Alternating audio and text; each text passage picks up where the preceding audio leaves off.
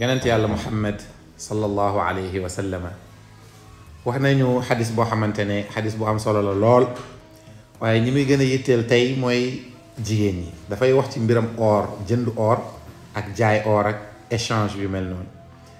nit ñu bëri dañuy dugg ci riba, li ñuy tuddee riba. damay wax tout le temps nag lu xaraam moo gën a oyof riba. Riba beneen degré la ci lu xaraam. nit ki mën nga def lu xaraam fekk du riba, waaye buñ la nee riba rek dafa nekk danger bu garaaw, parce que yàlla musta déclaré kenn guerre lu dul ci riba. yàlla dafa ne yaa ayyuhal ladina amanu taqullaha wa dharu ma baqiya min ar-riba in kuntum mu'minin fa in lam tafaalu fa adanu bi xarbin min allahi wa rasulih. yéen jullit ñi ragal leen yàlla te ngeen moytu riba. bu ngeen bàyyiwul riba déclaré ngeen yàlla ak yonentam guerre. ma ne amul fu yàlla ci alquran fu mu déclaré nit ki guerre lu dul ci riba. kon riba lu bon la. yonent bi wax na ci ay xadis yu bëri yoo xam ne bëgguñ cee ñëw, waaye dañoo bëgg a jàngale rek benn affaire bu ndaw ci or te jigéen ñu bëri xamuñ ko. yonent bi sallallahu alayhi wa sallam dafa wax ci xadis muslim, mooy numéro bii ñu leen dugal ci xadis bi. Ubaadatu bnu Saamit radiyallahu anhu moo ñu ko nettali. yonent bi sallallahu alayhi wa sallam mu ne or kenn mënu kaa jënd lu dul ci am indi loxoog loxo. li baanaay di wax na loxo tegu ci kaw loxo. mooy que ne amoo droit ngay dem di lebu or, maanaam nga koy jënd par tranche. kii ne la or bi 24 carats la 50 millions lay jar exemple, nga ne ko mën naa chaque mois ma lay jox 10 millions ba mu mot 5 mois nga jox ma ko. daganul, riba la, riba.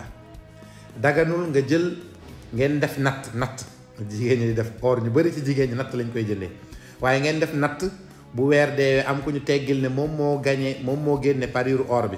daganul nga am or boo xamante ni du or pur, wala par exemple 10 gras la nga bëgg a am koo xamante nga bëgg am boo xamante ne 24 carats la par exemple, nga ne ko léegi kaay ma jox la sama or bi ak 30 millions pour nga jox ma sa bos bi. daganul sax pour mu ngeen gën a comprendre ni mbir mi ni affaire bi mel, mooy daganul sax nga ñëw di jënd si ci or bi ñu ne woon la 20 millions lay jar, nga ñëw compter gis na 19 millions nga génne 10 millions yi ñu ngi ci sa oto bi, nga ni borom waa teyal 19 millions yi maa ngi dem ci sama oto bi nii ma indi 1 million yi pour ma jox la. daganul. xadis bi dem leen ngeen réviser ko ci xadisul muslim.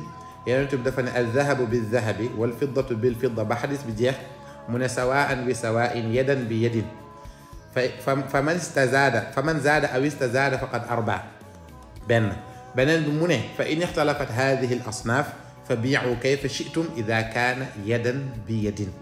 il faut mu nekk loxo ak loxo. te masala bii ma waxaat encore une fois du masala boo xam ne dafa am uute ci boroom xam-xam yi, non non, masala ijmaa la. maanaam boroom xam-xam yi yëpp dañ ci am consensus que mënoo leen jënd or lu dut ne dangaa yor xaalis bu teew nga joxe ko.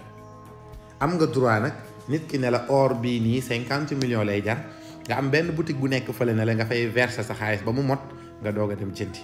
waaye amoo droit échanger or lu dut ne même carat bi lay doon te fekk doo ko yokkal benn centime ci xaalis.